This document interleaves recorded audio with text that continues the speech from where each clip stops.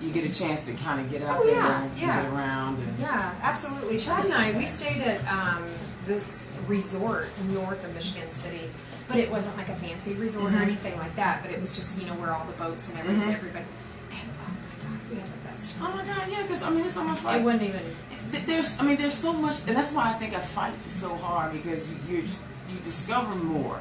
The more you discover, the more you really want to have a positive impact. That's right. You know what I'm saying? It's like you think you're one place, but then as you learn and you grow, you find yourself in a whole nother place. And I feel like I'm at the place where every day needs to be an experience. Absolutely. Every day. So if I get to experience something, that opportunity, at this point, moving forward, I'm just every chance I get. So just remember, it's always a live radio show. Like I said, I always start the Facebook Live before the radio show to make sure we get connected. Yep. But in about a minute and a half, we'll start the show, and I'll do an intro and all that good stuff. But yes, and then you realize that there are people who are actively working to make it more difficult to enjoy the beauty that is Indiana. And it's like, I'm not understanding why you want Indiana to be the trash can of the state. What is that? Right. What is that? So, well, we got to get you reelected and get you some help, and that's the plan. Hey, that's what I do. That's people ask, why do you go all these places? Because my voice is not being heard in the state house. And sharing your energy in other areas. Seriously, it's almost critical to people.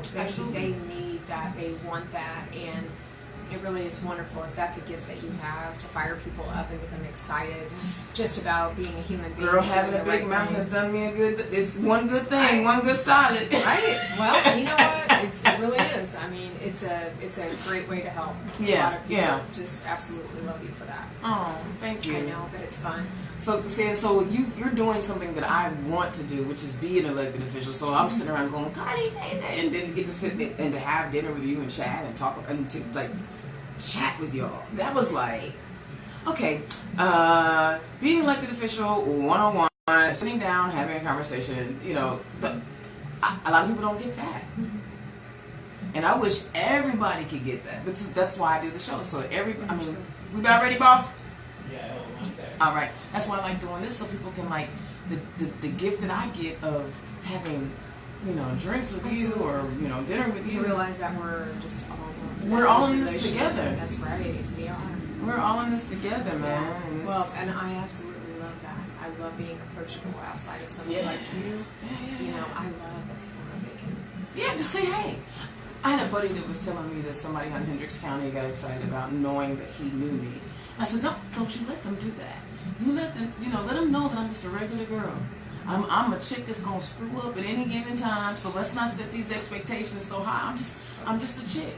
I'm just a chick. Right. I'm just a female out here with a big mouth. You about ready for me? Keep it real. He getting this clown. Y'all know HB over here getting this clown on. We about to get this show started. He's really funny. Oh my God, yeah. Oh yeah, HB, jump on up. Let me know when, boss. We in? Good evening, everyone, and welcome to another episode of Turn Left. I am your host, Indiana's own Dana Black. Did you guys have a wonderful 4th of July? I know I did. I know that I got a few text messages and a few phone calls of folks going, well, where you at? You're not at the parade. Where you at? Listen, it was one day off. If it had been a long weekend, y'all would have seen me. But since it was a short one day off in the middle of the week, I thought I'd stay home and become a vegan chef. I'm telling you, when you can make your wife go on some vegetables, then you've done and my corn. I don't know if y'all saw the picture or not, but I went on ahead and put the corn on the grill. It was good old Indiana sweet corn. Oh my goodness. It was tasty. It was tasty. So listen, we got a lot going on. I think before I even get started, I want to go ahead and introduce my guest, because if you were tuning in just a few minutes ago, you see Karlee and I, we just rap. Right? Karlee Macer is an elected official on the west side of Indianapolis. She is only one of 30 House reps that we have. That's it. And so most of the show, I'm bringing on new candidates, people we may not, or may not be aware of, but this is a known commodity. This is a known commodity in our state house. And she is one of our she-rolls who is trying to make things better. So I'm going to bring her in, and we're going to rant together today. Let's do it. Yes. Y'all, welcome Karlee Macer to the show. Yeah. Thank you so much for coming down. I appreciate you. Absolutely. I'm going to tell the people what I told you. I'm sorry. Where Chad at? I know, it's really, really sad. He's going to be disappointed. I'm telling you, whenever listen, it's like the dynamic duo. Her and her husband are the dynamic duo. If you don't know what a power couple looks like, they the West Side power couple. I'm telling you.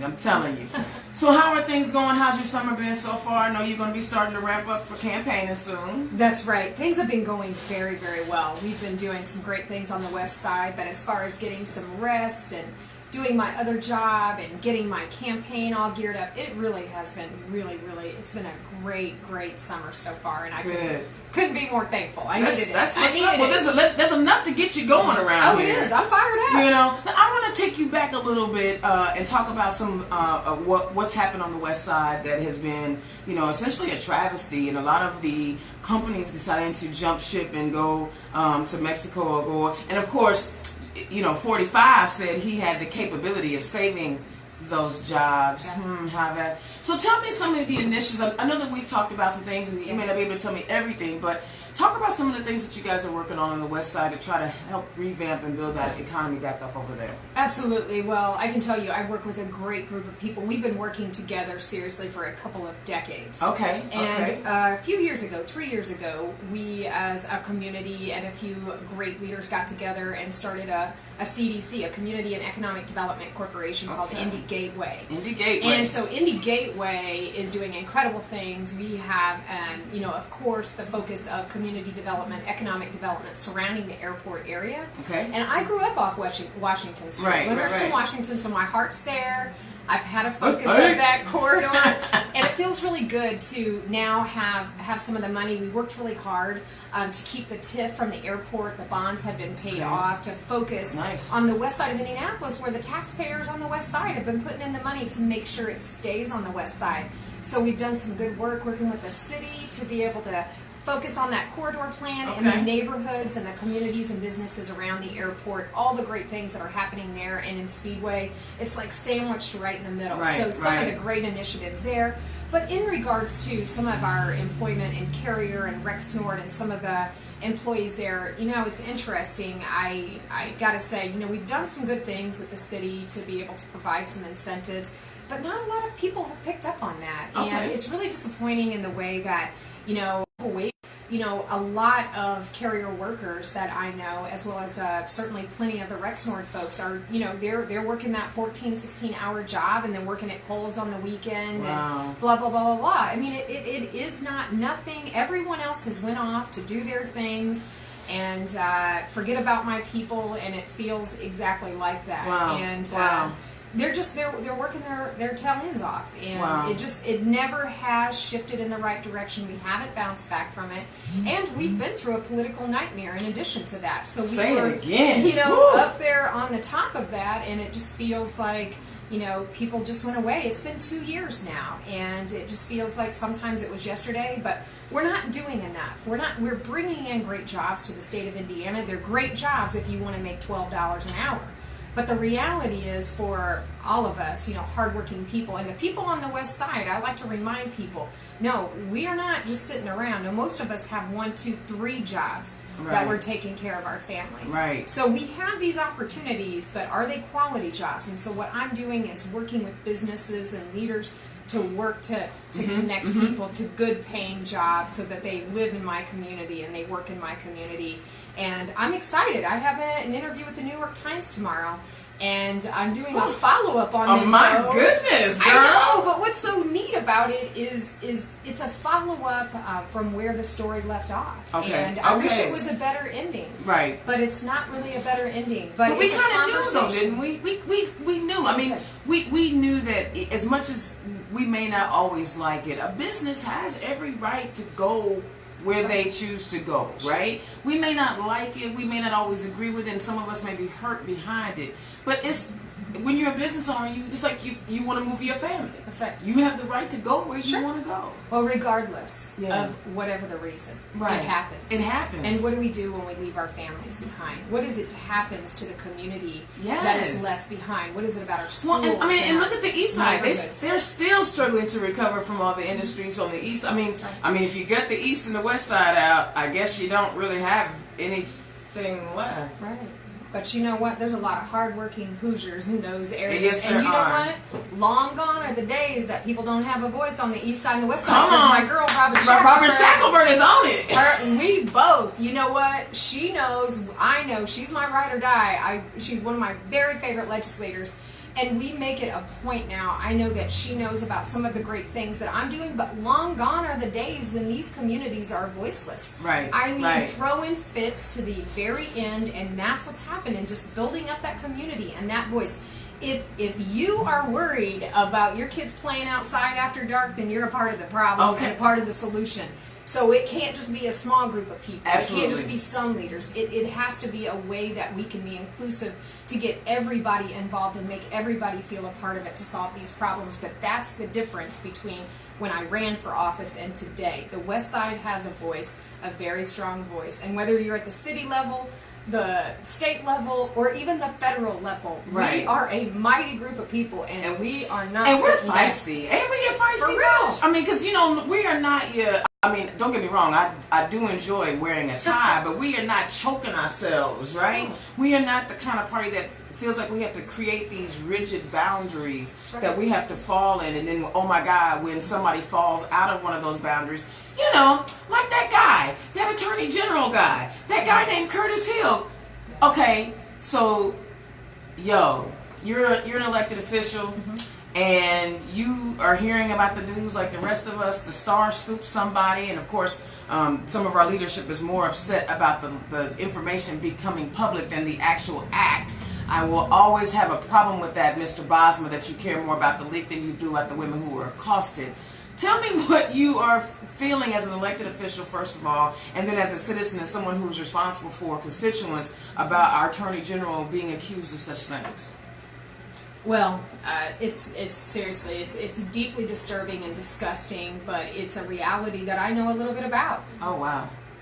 Do you want to share that story, or you want to? Well, you know what? I think really, in the coming days, there'll be more and more conversations about this specific story, but there's a nature, there is a way about how things are done at the State House. And whenever I was first elected, within a very short amount of time, I quickly realized that culture, how things were addressed and how things weren't, but also in the culture of working with men who felt that they were very powerful and entitled. And there is a lot of there's just a lot of joking, but joking in a way that's inappropriate and out of bounds. And I know for me personally, I made sure that people knew how to treat me. Okay. And that they know how to treat me. But you shouldn't even have to do that. But you know what? It's a reality. It is a reality of what I have witnessed and what I have been a part of since being elected. I'm not surprised at all by these allegations. I'm not surprised even with how it's handled. I do think that, it's one thing to work on legislation for harassment training. In my opinion, this sounds like it's more than that. But, Dana, I'm going to be honest, none of this shit surprises me. None of it. It's nothing new. It doesn't surprise me. Nothing is new. And what's so crazy, and I was not one to condone Bill Clinton's behavior. Sure. Way back in the 90s, right? Sure. But it wasn't even a shock or surprise to me then that men in powerful positions often think it crosses any barrier or any boundary that they choose it to cross. And this guy, if these allegations are true, he really didn't have any regard for anybody else's personal space. You know what I'm saying? Like, I was on a conversation the other day about somebody touching my hair. I get bent out of shape when you touch my hair. So I can't even imagine somebody putting their hands on my private body. Well, you know what I really get bent out of shape about, Dana? What's that? If I saw you being inappropriate to someone, that to me would be where I need to step up and say, hey, that's not cool. No, what are you doing? But in my mind, I wasn't at this place. It is an allegation, but I know how this works. And so in my mind, and what I know, and what I'm going to say is probably true, is people along the way have witnessed this kind of behavior, and they sit back and they say nothing. Yeah. And that is the crime of itself. And until that stops, until people, stand up for, human beings and say, hey, that's wrong. So are you going to say that if this allegation is true, that no one ever saw anything like that? Not even that night, but prior to that night. Oh my gosh. Any other time. Any other time, yes. People are sitting on that all the time. But until the day when people, particularly men, step up and say, hey, what the hell are you doing? It's like a culture that it's okay. It's okay. And it's wrong. It's wrong. And until that happens, Absolutely. we're going to keep having this conversation. Absolutely. And it's very, very frustrating. But I tell you, it's something that I think that is for women who are elected today. I am grateful to be standing there with them, because these are the days that are long gone that we are going to put up with this kind of bullshit behavior, whether it's at the State House, whether it's in our private lives, or certainly whether it's in business before or after we leave. Absolutely. There is no difference. Time's up. And it really Time's is. up. And I think that, making sure that people understand how to treat us, that's one of the reasons, Dana, that I really love listening to younger people, particularly my daughter, particularly Hannah. Those young Democrats who got the conference convention next year. Somebody's being a jerk to me, talking about my physical body, right, and making a suggestion where I'm eating my, cereal, like, delete that guy, and Hannah's over here like, no, it's unacceptable. These are the kinds of things that we're fronting out where they inspire me so much. But it is a time that women have the voice, and we no longer are just going to be sitting back, and we have to set that example for all the other women and young men who are watching us, and I stand beside every single one of them. And I'm glad that you said other women, because there was a Stonewall, our LGBT group posted the allegations as well, and there were some comments on there, and there was a young lady, and I'm not going to call her out, but she had mentioned that, oh my God, all these women coming out with these allegations, eventually, I kid you not, I couldn't even believe she freaking said it, all these women are going to end up with other women. She said this on the LGBTQ site. What does that mean? And well, apparently it's going to be so awful. So many women are going to complain about men being assholes that eventually there's going to be so many women who are going to be so lonely that all they're going to have are women. Well, I'm sorry. If that was that case, we would not have any man in this world. And going on for a long time. Centuries. But here was the other part. It's so horrible to be with another woman. I was so outdone by the accusation that, we should just allow men to treat us poorly so that women who like men will have men and don't have to, oh my God, be with another woman. It's just, all of that was crazy. And literally, I think I wanted to blow a stack, but I'm always very careful about, I want to be elected one day, so I have to be careful what I'm going to say and do. But I just couldn't believe it. But like you said, as leaders, that's our job, is to educate this woman. No. It is not okay to let somebody accost you. It is not okay to let people touch you. It is not okay. And I'm going to say it like this. It's not just men on women. Women, it is not okay for you to touch women in an inappropriate way. Men, it is not okay for you to touch other men in an inappropriate way. Keep your damn hands to yourself unless it's invited. And then you better make sure it's for real, for real, for real. I'll be honest. I've been of the adage. I typically like to wait when they ask me for the kiss first, because I'm keeping my hands to myself. When I was single, my wife would actually ask me to kiss her first, because I'm always cognizant that my lesbianism is right out front, and I don't want no chick coming at me the wrong way. So I've always made it a point to keep my distance. And then I'm a hugger, so I ask, I'm a hugger, is it okay? And then it's really that simple. But if you feel like you can just grab ass, no, that's crazy. That's crazy talk. And we all know that is. Yeah. We all know when it's appropriate and I'm a hugger too. I'm a hugger. But we know when people are being weird. And we know when people are crossing the line. And so do they. Yes. And the minute, and I know that it sounds like whether it's this situation or other situations, not allowing people to treat you that way. Not always are you in a situation, because it can be traumatizing. Absolutely. To where it sounds like, oh, I could do this or I could do that, but when you're in that situation, you can be paralyzed. You know, it's just. But no matter what, we have got to make sure that not just women, but men are at the front line of taking care of this situation, because without them, not a damn thing is going to change.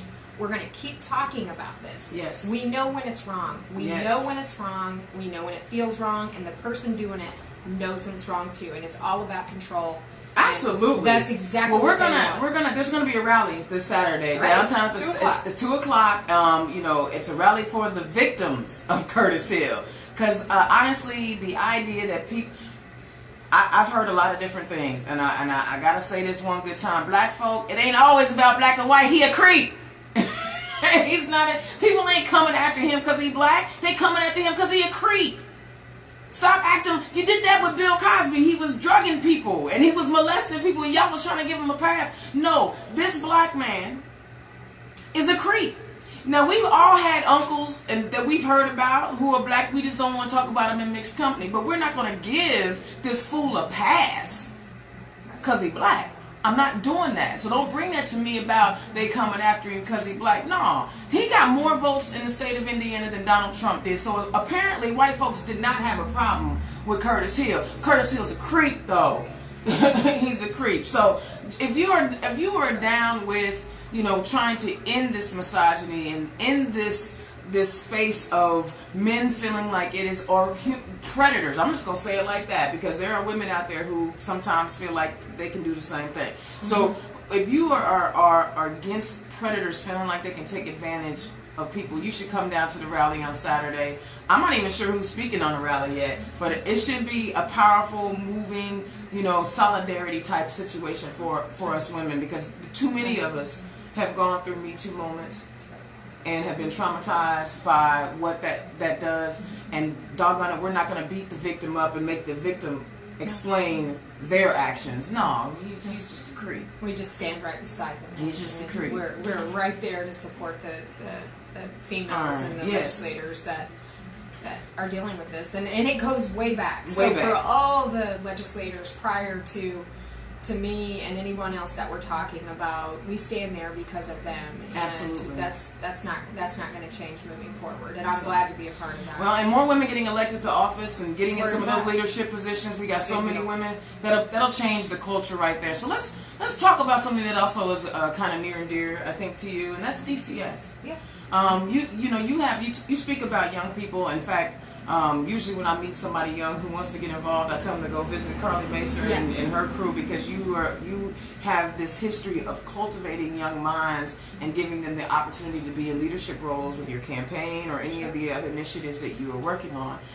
But the DCS report, I mean, basically it's saying the same things it's been saying for the last couple of years. What can we expect differently? Well, I will say I just came from a meeting with DCS today. Now, this was a little bit different. This was talking about the Foster Parents Bill of Rights, the legislation that we worked on this past year. And I think that one of the things that I'm grateful for right now is the change in the leadership change that has happened for whatever we know and how that resignation happened. But I felt like that the leadership right now, as far as in charge of DCS, she's really seems to be a good listener, and I'm really looking forward to working on opportunities of, we know that things that are working, but I think we have a long road ahead, and it's not just throwing money at this problem. That's what a lot of people think. This isn't about funding. It is so much bigger than that. I have been a CASA, so back in 2006, I was originally thinking about running for school board, and I thought about it. I thought, I don't want to be in all those meetings. And I knew about the program to become a court-appointed special advocate. And so I went through that training, and that has given me so much insight. My husband Chad and I, we've always had kids live with us, and we've always been heavily involved in the community with our young people. But we also realize that, this overwhelming epidemic that we're having, with the opioid crisis and several other things. Indiana just does things differently with their DCS, by the way, compared to other states as well, as they do with their foster care. I think leadership has to be a big deal, the strategic plan. But honestly, Dana, I think that none of us have all the answers about how Sure. we're going to solve this. But certainly to make sure that there's a support system in place for our caseworkers, I can tell you firsthand how overwhelming that is. Also for our foster families. Yeah. They feel like they're just glorified babysitters. They feel that they're not appreciated, Wow. respected. Wow. You know what I call them? What? They're the family soldiers. Ain't that it? Oh, I like that. I mean, Because if they're not there, they fighting are, for but they people? don't have any. They don't always have a voice. They don't connect Okay. with DCS. They're so as a CASA, I'm in the courtroom with the family, and Okay. but the foster families have nothing to do with any of that. And I think that we just need to do a much better job of including the people who are doing what we all would love to do, is to help take care of our Hoosier children that Right, really need right. us. And they are the front line of our families that are torn and broken. And to make sure that they have more of a voice in this. Right, You know, right. they just changed the ratio of that. And people think our children are damaged, and they're damaged, and they feel like they're damaged a lot of times because of how our system works. Right. And, right. you know, there's just an overwhelming amount of work that needs to be done. But regardless, I believe that we are on a road to being able to find more solutions. And it is much more than just about money. Right. And it's So not even much about money. how much money. Sometimes it's where you allocate that money. I mean, one of the things that Exactly drives... so there are things that I'm still a little concerned about, and I don't know who is going to address them. But yes, there's a pot of money that takes care of DCS, and so much money goes to, you know, group homes, and then so much money goes to, you know, all these... But I would like to see that money being dispersed differently. I would like to see more of our foster families getting a higher rate. I mean, a lot of times, you know, they're barely getting enough to feed the child on a daily basis. That's exactly right. Or their clothing, for instance, Yeah. things that are needs that they have. That's why some of these great organizations that have popped up over the years, where I just was talking with a group of amazing people tonight before I came here, that started basically a nonprofit that has families come in, foster families where kids can shop, provide them clothing, opportunities, but also group sessions. And she was saying that sometimes they're 2 hours after they've already closed, but you know, just that support system. But certainly, yes, that opportunity to be able to help them to be able to afford to take care of their children, and Dana, being able to get their money on time. Let's what do be you mean? real. Wait, they're not getting their money on time? A lot of times there's always an issue. Paperwork, red tape. All of that. But certainly to feel like they are not appreciated as foster parents is something that I just definitely think society needs to take another look at and check real quick. We've got to because there are family soldiers. Well, if you're gonna pay, you know, $500 a day for a child to be in this institution, but only $50 a day for the foster parent, I mean, honestly, you get more bang for your buck when you have more people together. So you should need less. Yeah. But if it's a onesie twosie, it should be a little higher. You know, so I feel for that, and I also worry about our DCS workers who have children of their own, and sometimes they have to, you know, their children have to take a back seat for the other, and you never know when somebody's going to be behind and do something horrible to one of our DCS workers. So I think, you know, the caseloads is one thing, but how we distribute the money. I know, like you said, nobody has all the answers. But I would love to see that. If I can offer anything, I want to see that disparities. Take some of that. If you're giving $500 a day per child to this institution, you can trim some of that and give some. Well, there's a lot of communication problems between everyone, whether it's DCS, foster families, even the service providers. A lot of times there's just a lack of collaboration and communication. That's a really big thing. There's some work that we could really do there, and it's just. It's a big problem, but if we don't all sit at the table and have some of these conversations, we're going to keep having them. Yeah. But I also believe, Dana, something that I've realized that my mom taught me a long time ago is that, you know, if you look at your budget, you see where your priorities are. Absolutely. So whether you're at home, whether it's your business, or it's the State House. Yes. The state of Indiana. And what I always, I'd like to say we need to do a better job of is we don't invest in human beings. But see, sweetie, the Republican platform doesn't invest in humans. The Republican platform, because I wanted to make sure that I understood what they stood for. I say that, and it's very clear, particularly when it comes to women. Oh, my God. Where women are in that budget. I mean, don't get me started on our started. All of our other started. But it's something that I mentioned, and I said it, and I know that they knew that I was dead serious, but I was right. Is that women are not a priority in this state. A lot of times, the human beings, the families that we all talk about, are not a priority. People, human beings, investing in them is not a priority. People over profits, baby. I hashtag it. So we can have all the jobs, we can have all that, we can have this, we can have that, but when people don't have quality lives, when 48th in the nation don't have quality lives, then what do we have? 48th in the nation, the quality of life in Indiana, and there are people who are comfortable with that. There are people who, within our legislative bodies, our governing bodies, that are okay that we're 2 professional sports teams away from being Arkansas, Mississippi, Alabama, and West Virginia. I'm sorry. There are people who want to keep us poor. Right to work. I mean, the right to work laws and the common construction. Thank you. You know, taking those things away and preventing working people from making more money or improving their lives through legislation lets me know that you're not concerned about people as much as you are, and you're willing to allow people to poison us. Yeah. That's the part that really just. Okay, so maybe you stingy. Right? You're a Scrooge kind of guy, right? You want to hold on to all your money. Right. Why do you have to poison me too? Why do you have to, why are you... Because it's still about the money. Oh, girl, all day, every day. People over profits, please. I want businesses to succeed. I just don't want you to destroy me in the process. I don't want you to kill all the fish in the process. That's right. I definitely think that, everyone needs to recognize that until we invest in human beings, I don't care what party you're with, but seriously, I mean, until we are making that a focus, not just in the state of Indiana, but across this nation. Absolutely. It's something that, just look at the budgets. Look at the budget. Look at that tax budget, and you will look at find that tax your cut. Look at the tax cut that they gave, right. And then look at the proposed cuts to fund the tax cut. We're going to give the biggest tax cut to the highest earners from 35 to 21%. Right. It's going to go on forever.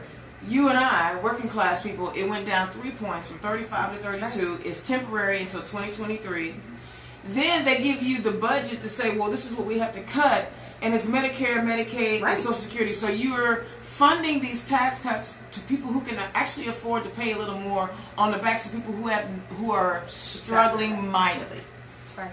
And I don't understand why we as Americans allow that to happen. I don't understand why we are comfortable with the idea that the most vulnerable among us will continue to suffer.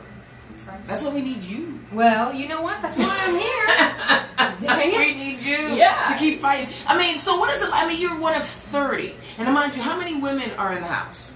Because I know it's only 20%. Right. So, and we're losing one, and Linda lost it, but hopefully the... Right. I'm going to, for sure, forgive me, I don't know. I'm going to say less than 20. Less than 20 maybe total. Right. Overall, but... And so, as you're in the super minority, and you have these fantastic ideas and things that you think that would be beneficial for our state. Sure. How frustrating is it sometimes when you know your bill is not going to get heard? Well, it's very frustrating. It's very frustrating. I personally have really, looked at how I can get things accomplished in Dana. Seriously, as I just said today, I was at the State House working on my legislation for 2019. Okay. I say, look, this bill is too good. Right. Okay, so I know what I need to do. Right. I need to work with one of my Republican friends to be able to help with this legislation to be able to carry it. Yes. Now, what I do is I look at all the legislation that I want to do that's going to be helpful in the areas that I feel needs it, and then I start working months in advance to be able to do it. But it is very, very, very disappointing. It's hurtful.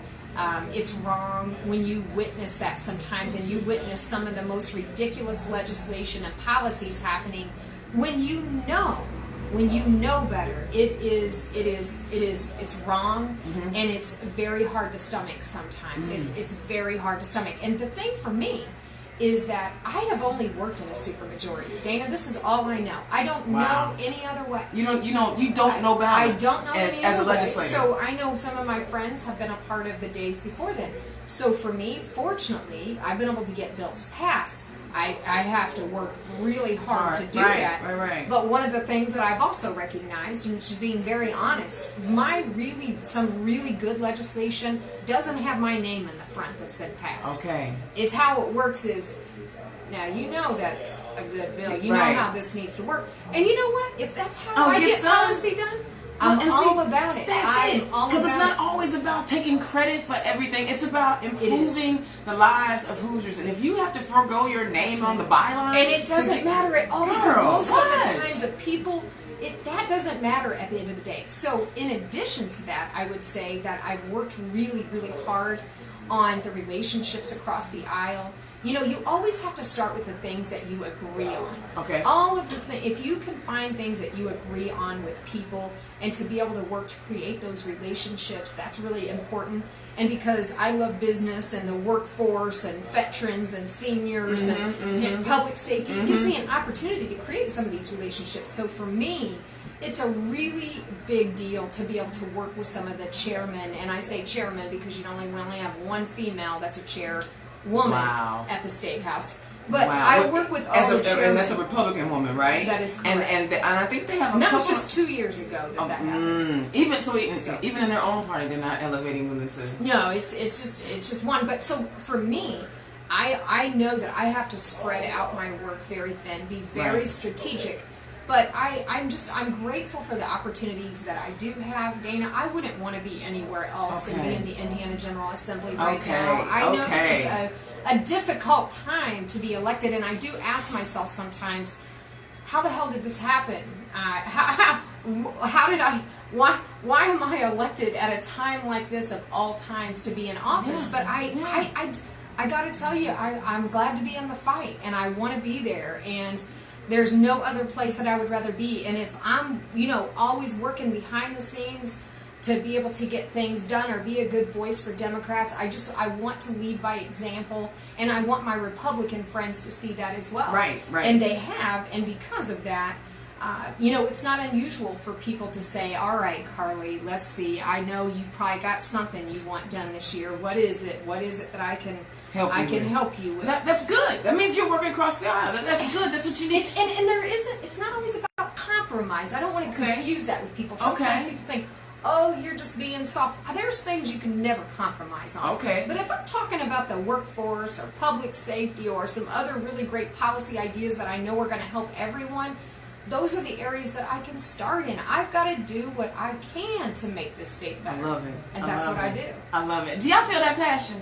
Do y'all feel that passion? I mean, that's what we need. I mean, that's the kind of energy that we need in our state house. And we've got some really great young candidates that we need to send your way. We're working on it. I'm excited. I love it because I don't think people realize how much work goes into it. They think that you guys are only in session from January to March or April, depending on if it's a long session or short session.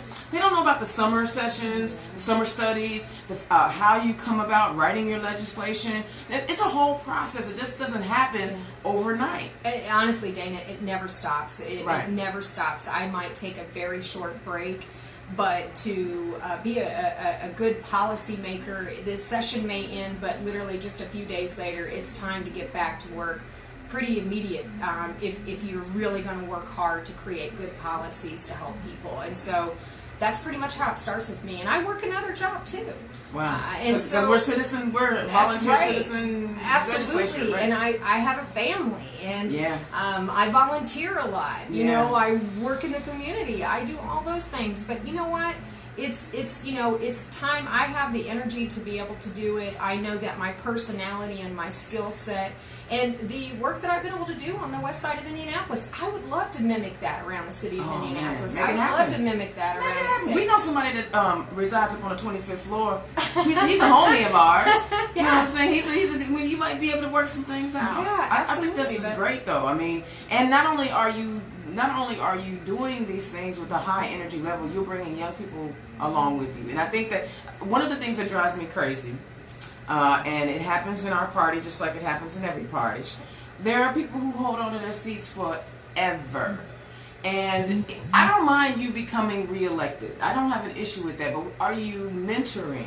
Are you cultivating? Are you bringing someone else along behind you so that when you finally give up your seat, you've groomed 5 or 6 people to step in? I believe no matter what you're doing, whether it's elected, whether it's in business, whether it's a mentorship, no matter what, it's so important. Like a sign of a good leader for me personally, is someone who is dragging people behind them along the way and is standing shoulder to shoulder with them and not just telling them, but showing them. And for me personally, I am excited. So many young people I get to work with. I can't wait to work for them. Right. So tell me, how excited are you that the Indiana Young Democrats landed their national group's convention next year? I mean, IYD. Oh, they deserve it. They deserved it. They worked hard. Yes. And they're going to get to showcase Indianapolis and Indiana in a way through young eyes, not just through the way we see it in our 30s, 40s, and 50s, through young eyes. Well, and I haven't been to every state, and I don't know every young Democrat. No. But I do know my state, and I do know my young Democrats, and I got to say, they are the coolest in the nation. Yeah. The list is long. That's great. So, but I am very, very proud of them, and I'm excited about the work that they've done, and I think that it's a great opportunity because they inspire me. Oh yeah, they keep me young. Inspire me. But I do have to tell you, there was one day I was hanging out with the Young Democrats, and I think we had all went to lunch together. Yes. And you and Chad were smart. Yes. Y'all went home. We did. I decided I'm gonna hang with the young folks. About 9 o'clock, I was like, I really ain't that young. I'm taking my behind home. I mean, but you feed off of what they are bringing. And the other thing that I love about what our young Dems are doing is they are so incredibly diverse. They are. When I say diverse, there are women in leadership roles. I mean, how many? Ashley Gervitz. Oh, there she goes, right there. Hi, Ashley. She's been in a leadership role. You have LGBT folk who are in leadership roles. They are so diverse and they are so welcoming. I have a young person that's just getting started, Belinda Drake, and she's already immersed herself in it, and people have welcomed her. And I'm loving the fact that they're like, yo, you want to work? Come on. We don't care. Let's just get her done. That's right. Young Dems, congratulations. They're it. They're it. They are. They're it. And they've done the work, and they deserve the credit. And there's a lot of work to go. But you know what? This is their state. This is their city. It is. And it's their future. Know it. And it's their future. That's right. And some of my favorite history makers are under the age of 30 years old, and it's a fact. So I'm inspired by them. They give me the energy, but I love working for them.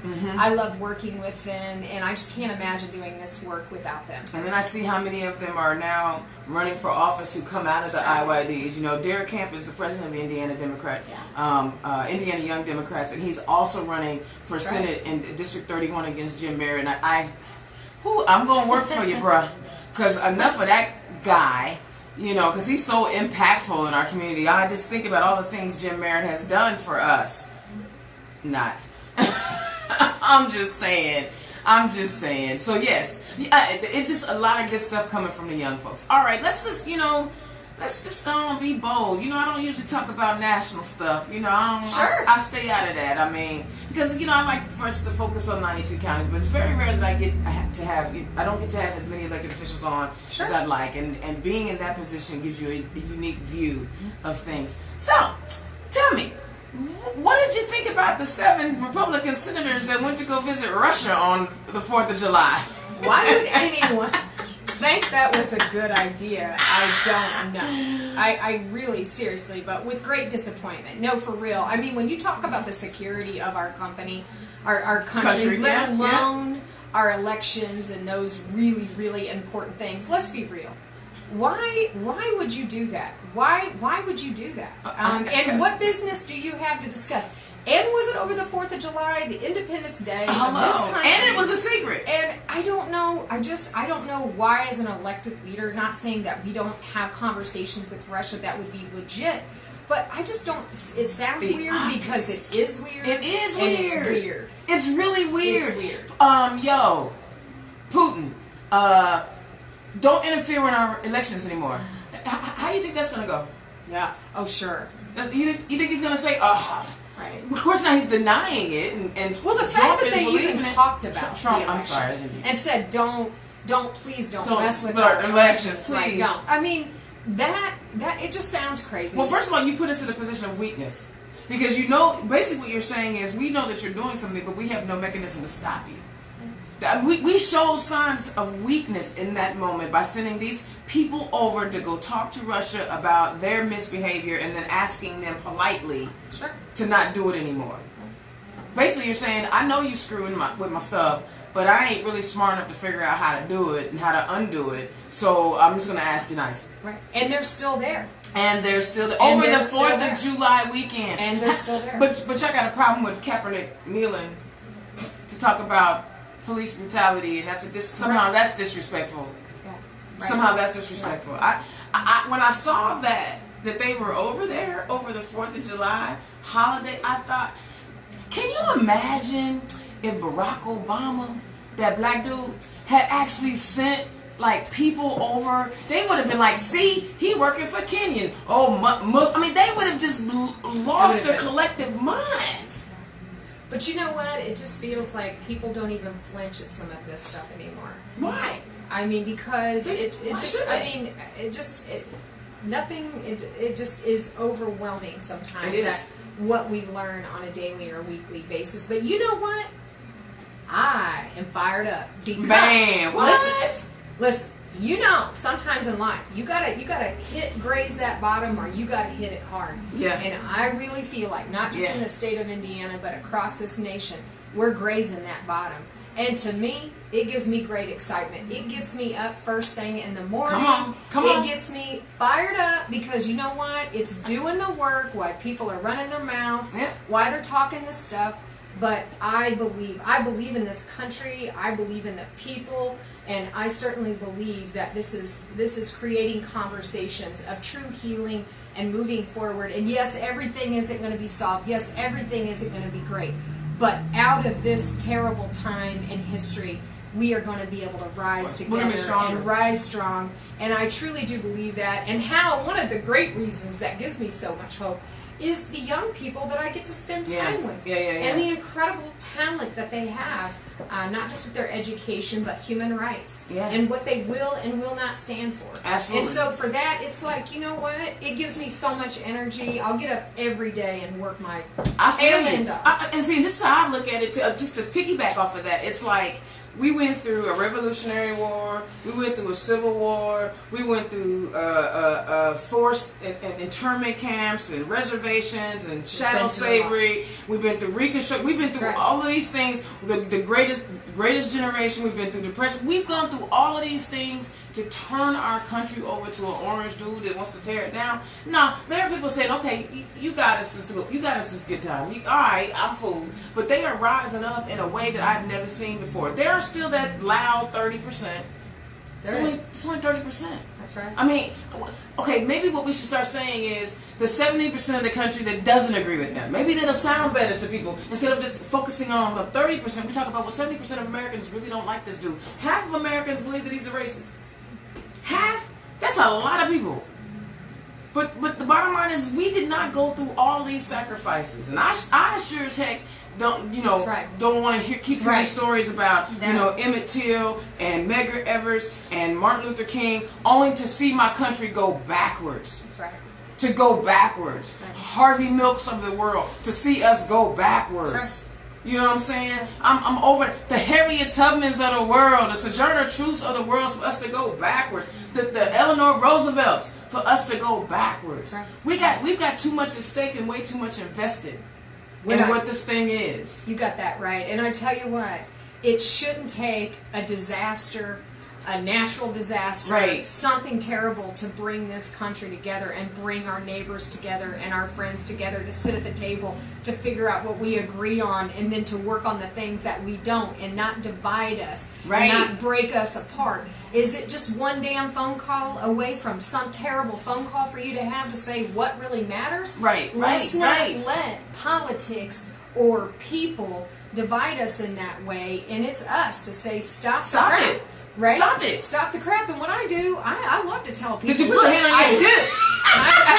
If you have enough time to bitch about everything for countless hours, right? Take your 5 minutes a day, do what you need to do, but call your mom, help your neighbor, do something good for the world, do something good for yourself. Yes. Just do something. Quit talking about it. Quit bitching about it. Stop talking about it and be about it. That's what she's talking about. But it's so true. But it's activity, right? You have to, and everybody has their own special skill set. That's right. Right? Everybody has something that is unique to them that they can bring to the fight, that they can bring to the cause. And if you're like my wife, and you are not an out front kind of person, and you would really wish people would never look at you.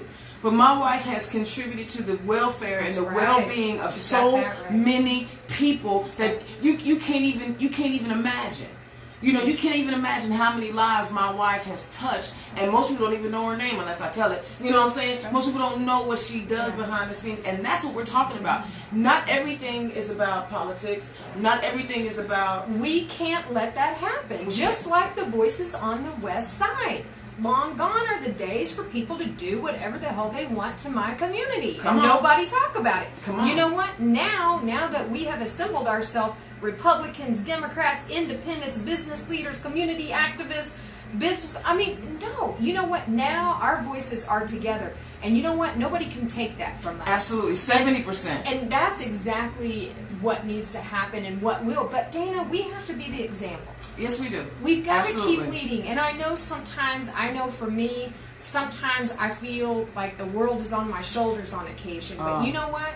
I know this is my purpose. I know that what my purpose is, and that is always going to be leading by example. And seriously, to continue to bring people together and find ways for us to work together. And I will say, as I finished, my husband and I were able to go on a short trip, and I was coming back home, and I was looking at this beach where we were, and I was seeing all these Americans, and I'm saying Americans, people who are in this country that are there, that were barbecuing together, that the kids were playing together, the diverse group of people that I've seen everywhere, loving each other, wearing their shirts, and being proud and being together. Let's not forget that kind of stuff. Yes. Let's not make it to where there's a damn tragedy that happens for all of us to work together and rise up and to fight for each other and human beings. Because I was looking at my feed yesterday and all the pictures of families and just seeing everybody side by side. Literally, and it was like a whole spectrum of everybody from all walks of life, regardless of their socioeconomic background. America. Exactly. And as long as we learn to treat each other with dignity and respect, we're going to get where we need to be. And the only way you can treat somebody with dignity and respect is to know that they are your equal. Come on. That's exactly right. That's talking about women. That's talking about and I love it when people want to say that Democrats are all about the identity politics. Right. Well, I'm gonna be honest with you. Only Republican white men, don't want to talk about identity politics because they in control. They're 90% of our government. They're 90% of our business leaders. They are in control. So when we talk about making sure women and minorities are a part of the mix, say, identity politics. It should be on merit. No, dog. Everything's been tilted in your favor for a long time. Right. That's exactly right. And if once you understand that we're much better when we work together and there's diversity of thought. That's exactly right. Well, I can tell you the women legislators that I work with, my Republican legislators and my Democrat legislators, a lot of times we work on energy policies together, something specific, and I can tell you what's really exciting about that is, there's not a lot of egos involved with what we're doing. It isn't about, hey, you won't hear my bill, or, you're going to do an amendment, or you're going to do something in the Senate, or this and that. No, if we've spent 6 months working on a policy together, I don't care. Look, I'm not even going to talk about it. All I care about is this work that we've worked on. Working with women has been such an incredible experience for me at the legislature because there is no egos. There is no egos a part of what we're doing when it comes to our policy work. And the more that we could accomplish that, which is why we need more women elected. Absolutely. For multiple reasons, but to get work done. Get her on time? You mean get work done on time so that they're not spending extra money? Yes. Because I love that. I love what you just said because, yes, men and women are slightly different in certain ways. And I don't have a problem with the known differences. The thing is that we're both sexes are intelligent people, or can be intelligent people. We don't, as women, I guess we don't always have to be in control. We can offer our, don't get me wrong, there are women who are control freaks. You know, I might slightly have some type A personality thing going on. Maybe just a little bit. But the collaboration, and if you weren't ever sure that women can work together in our state, regardless of party, 1337, when Republican women were like, yo, this bill is awful. I will never forget that. Republican women were like, this is terrible, how dare you? Right. And that's when I was like... And I watched them get trampled on. Yeah. Yes. But you know what? No, this stuff I wish more people would talk. There is so much more that, particularly, you know, talking about women and policy making, I've just been able to see it's just a different way of doing the work. Right. And I work with a lot of great male legislators, so I don't want to say that, but certainly as far as our work and how we get things accomplished, it's just a way of getting things done that is very, very efficient, and there is no egos or anything that seems to be a part of it. We just want to get this policy completed and done and enacted. And you're not going to send anybody to Russia for 4th of July holiday? Hey, Pruitt resigned from the EPA. How about that one? I saw that. Shocking.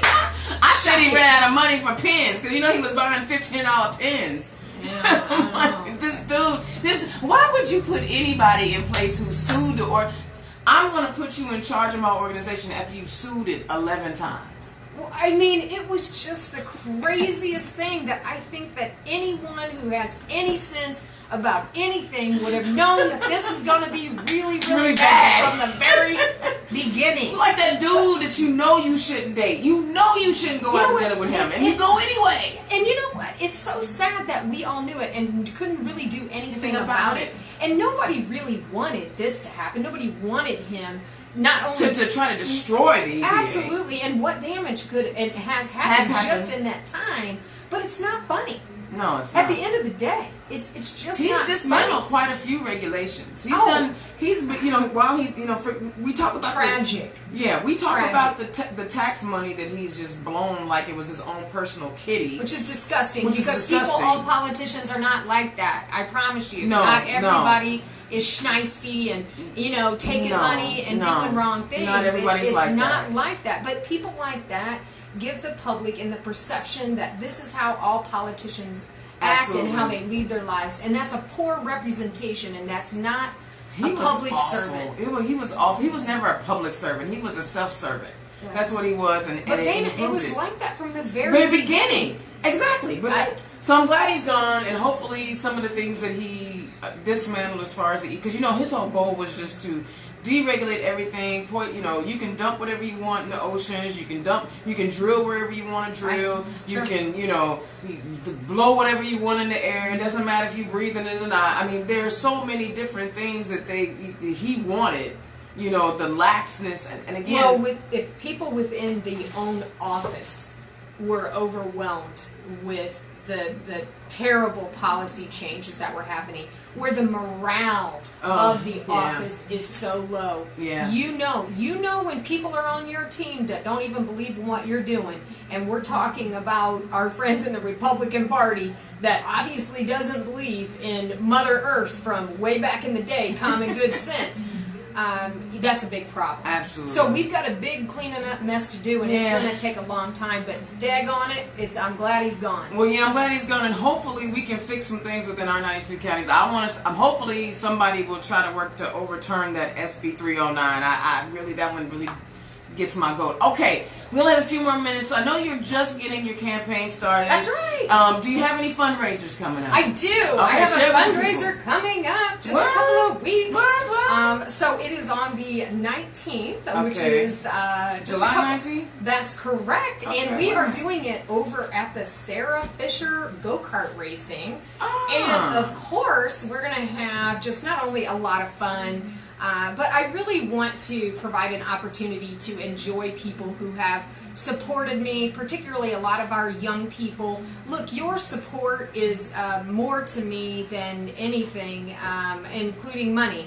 Although money's always good. Money's but always I don't good. need your money. Money's always to good. my young people particularly, I really would love it. You need But their please legs. come out and enjoy yourself on me. I would love to make sure I provide an environment that's going to be a lot of fun. Okay. So to be specific about the date, because I don't want to be wrong here. Well, the Dana. 19th is a Thursday, That's so right. make sure you turn It left is, on. and it is 4 to 6:30, and it's on Main Street, and I do have a great Facebook Okay. invite. But it's about a good time, but also a celebration to be a Democrat. And I will say this. My community is a Republican community. Yes, House it is. District 92 is continuing to move Democrat, but for the first time ever in the town of Speedway, who has all elected officials that are all Republican, not one elected Democrat, I won every single precinct Come on, girl. in that community. Lost 4 in District 92. So what's exciting about that is just an opportunity to continue that work, to help my other fellow Democrats continue to get elected and lead by example every day. I love it. So, Yeah. did y'all feel me? Did y'all feel me when I said Karlee got that energy that you gonna love?